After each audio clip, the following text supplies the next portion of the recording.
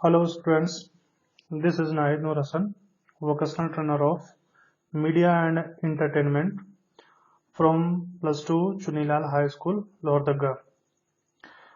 मैं आज आपके सामने रोजगार कौशल यानी एम्प्लॉयबिलिटी स्किल्स के बारे में डिस्कस करने आया हूं।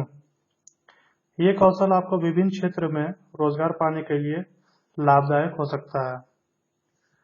तो इसी की बात करते हुए शुरू करते हैं पहले कौशल की तरफ, जो कि संचार कौशल है। इसे हम इंग्लिश में कम्युनिकेशन स्किल भी कहते हैं। ठीक है, तो हम सबसे पहले इसका देख लेते हैं परिचय।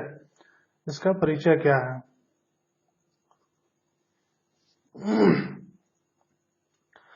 तो ऐसे जो पीपीटी प्रेजेंटेशन में है आपका, वो आप देख सकते हैं, पढ़ सकते हैं और आप उसको नोट डाउन भी कर सकते हैं।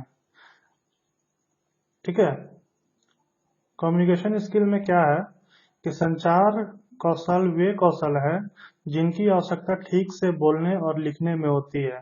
ठीक है, ये एक ऐसा, क्या कहिएगा इसको, स्किल है जो अच्छे से बोलना और अच्छे से लिखना बतलाती है। जैसे हम आप लोगों से बात कर रहे हैं, अब इस पे है कि हम, अगर आप लोग सामने हैं मेरे और मैं आप लोगों से बात कर रहा हूं और देखूंगा दूसरे तरफ, तो वो कम्युनिकेशन का अच्छा स्किल नहीं है। आप लोगों से बात कर रहा हूं मतलब आप लोगों को देखूंगा। ठीक है, और अच्छे शब्दों का उपयोग करके आप लोगों से बात करूंगा ताकि आप लोगों को वो चीज समझ में आ सके। जो जिस लैंग्वेज में आपको समझ में आए, मैं उसी लैंग्वेज में आपसे बात करूंगा, तभी वो एक प्रभावी वक्ता होगा, मतलब कम्युनिकेशन स्टेबल होगा। मतलब ये है कि हम जो बोल रहे हैं वो आप लोग सुन रहे हैं और आप लोग को समझ में आ गया, तो वो संचार स्थापित हो गया। ठीक है, और ये तो हो गया बोलने के लिए। इसी तरह अगर लिखने के लिए बात करें तो लिखने का ये है कि लेखक जो भी बुक वगैरह या न्यूज़पेपर में या आर्टिकल्स वगैरह जो लिखते हैं, तो वो ऐसा चीज लिखेंगे या ऐसे लैंग्वेज में लिखेंगे, ऐसे शब्द का उपयोग करेंगे जो कि पढ़ने वाला अच्छे से समझे, तभी उनका मतलब लेखक और पाठक ये दोनों का संचार हो पाएगा। और आप लोगों का भी काम है जैसे सावधानी से सुनना। तो जो दर्शक रहते हैं और जो सुनने वाले श्रोता होते हैं, तो वो लोग भी अगर ध्यान से सुनेंगे, ऐसा है कि हम जो बोले वो आप लोग, हम कॉमन लैंग्वेज में ही बोल रहे हैं, लेकिन वो आप लोग ध्यान से नहीं सुन रहे हैं, तो वो आपकी समझ में नहीं आया, तो उससे भी संचार स्थापित नहीं हो पाएगा और वो कम्युनिकेशन फेल हो जाएगा। तो अच्छे से सुनना भी एक संचार स्थापित करने का तरीका है। इसलिए अच्छा पढ़ना, लिखना, बोलना और सुनना प्रभावी संचार के लिए आवश्यक होता है। ठीक है, अब इससे पहले आगे जाने से पहले ये तो हो गया कि संचार कौशल का। अब हम जानते हैं कि संचार किससे करते हैं। सबसे पहला चीज संचार होता क्या है। ठीक है, तो मन के विचारों और भावों का आदान प्रदान करना अथवा विचारों का सर्व सम्मान बनाकर दूसरों से के साथ बांटना ही संचार है। जैसे मैं ये चीज बता रहा हूँ आप लोगों को, तो इनको अच्छे से बताना और आपको अच्छे से समझ में आना, अगर ये दोनों काम हो गया, मेरा अच्छा से बताना और आपको आपका अच्छे से समझ में आना, ये दोनों काम अगर हो जाता है तो इसे ही संचार बोला जाता है। ठीक है, अब कम्युनिकेशन जो है वो उसका एक छोटा सा इसमें ये भी दे दिया हूं ताकि ये समझ में आ जाए। शब्द संचार जो कम्युनिकेशन है, अंग्रेजी भाषा का हिंदी रूपांतर है, जिसका विकास कम्यून शब्द से हुआ है, जिसका अर्थ आदान प्रदान होता है। आदान प्रदान मतलब बांटना, मतलब हम आपको दिए, आप हमको फीडबैक दिए।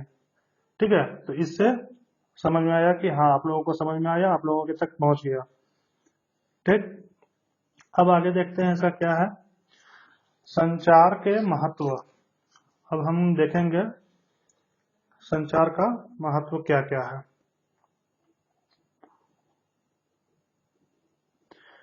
संचार एक द्विमार्गीय प्रक्रिया है जहां पर विचारों का आदान प्रदान होता है। अभी का दौर पे या कभी भी देखिए, संचार क्या हुआ कि बोल चाल, आप दो दोस्त अगर बैठ के बात कर रहे हैं तो वो हो गया संचार।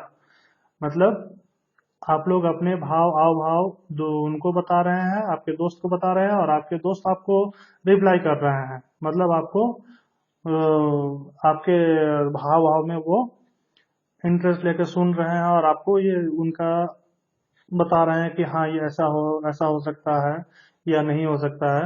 इसी ये महत्वपूर्ण है, क्योंकि अगर आप सिर्फ बोलते रहें और आपका दोस्त कुछ रिप्लाई ना करे तो फायदा नहीं होगा, ये वो संचार स्थापित हुआ ही नहीं। ठीक है। और ये अभी के दौर पे संचार सबसे बड़ा माध्यम है। बिना संचार किए या बिना बातचीत किए, बिना एक दूसरे से कांटेक्ट किए कोई आदमी अकेले रह ही नहीं पाएगा। ठीक है। तो बेहतर तो आप लोग जानते ही कि संचार का महत्व क्या है। अगर संचार समझ गए हो तो ठीक। अब इसका आगे देखते हैं, आगे नेक्स्ट स्लाइड में कि संचार के तत्व क्या क्या हैं। मतलब एक संचार स्थापित करने के लिए, मतलब एक कम्युनिकेशन को स्टेबल बनाने के लिए किन किन चीजों की जरूरत पड़ सकती है हम लोगों की। ठीक है। एक तो सबसे पहला हो जाएगा संदेशकर्ता। ये हो गया संदेशकर्ता। संदेशकर्ता मतलब जो संदेश देना चाहता है, जो बात बोलना चाहता है। ठीक है। फिर दूसरा हो जाएगा संदेश, मतलब क्या संदेश है। बिना संदेश का तो कोई संदेशकर्ता हो नहीं ना पाएगा। मतलब हमें क्या आपको बोलना है, वो चीज संदेश वो हो गया। तीसरा हो गया माध्यम। माध्यम का मतलब ऐसे समझ लीजिए कि चैनल, कि हम जो बात आप तक पहुंचा रहे हैं वो किस माध्यम से जा रहा है। ठीक। जैसे अभी जो आप वीडियो देख रहे हैं, ये इसका माध्यम क्या है कि वीडियो के थ्रू जा रहा है ये आप लोगों के पास। मैं यहाँ पे अपने अपने यहाँ वीडियो बनाया, फिर उसको ट्रांसफर किया आपके पास, तो वो चैनल हो गया एक। ये वीडियो हमारा माध्यम हो गया। प्राप्तकर्ता हो गया आप, जो इसको देख रहे हैं सुन रहे हैं, वो हो गए प्राप्तकर्ता। अब वही प्राप्तकर्ता प्रतिपुष्टि मतलब फीडबैक भेजेंगे मेरे पास कि हाँ हमने आपका वीडियो देखा, अच्छा लगा बुरा लगा जो भी हो, हमें समझ में आया नहीं आया, अगर जो भी आपका फीडबैक हो वो अगर मेरे तक पहुंच जाता है, संदेश करता है मतलब मेरे तक अगर पहुंच जाता है तो वो एक स्टेबल संचार हो गया, स्टेबल कम्युनिकेशन हो गया, मतलब संचार स्थापित हो गया। ठीक है।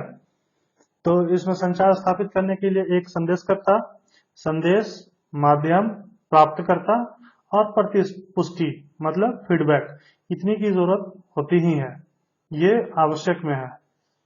ठीक। अब नेक्स्ट देखते हैं, नेक्स्ट क्या है, संचार के तरीके। संचार के तरीके मतलब कम्युनिकेशन का कितने तरह से हम कम्युनिकेट कर सकते हैं। पहला तो हम कर सकते हैं कि मौखिक, जो मुंह से बोला जाता है वो मौखिक हो गया। ठीक है। दूसरा लिखित मतलब रिटेन, चाहे वो मैसेज में हो, ईमेल के थ्रू हो, लेटर राइटिंग हो, और ये पेपर का एडिटोरियल्स हो, अखबार वगैरह हो, ये चीज। और तीसरा है एक दृश्य या गैर मौखिक, इसको बोला जा सकता है।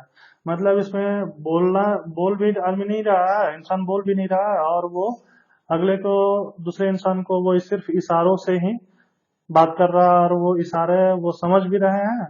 तो ऐसा क्या हो गया कि सिर्फ इशारों से ही बात करने वाले और जो समझ गया है, तो कम्युनिकेशन स्टेबल हो जाएगा, मतलब संचार स्थापित हो जाएगा। अब देखते हैं हम लोग मौखिक संचार में क्या है। मौखिक संचार का तात्पर्य तो ये तो आप लोग जानते ही हैं कि मौखिक संचार किसे बोला जाता है। मौखिक संचार उसे बोला जाता है जो मुंह से बोला जाए। ठीक है। आमने सामने हो, संवाद हो, है ना, ऐसे चीज को मौखिक संचार बोला जाता है। इसका क्या क्या साधन है आप देख सकते हैं।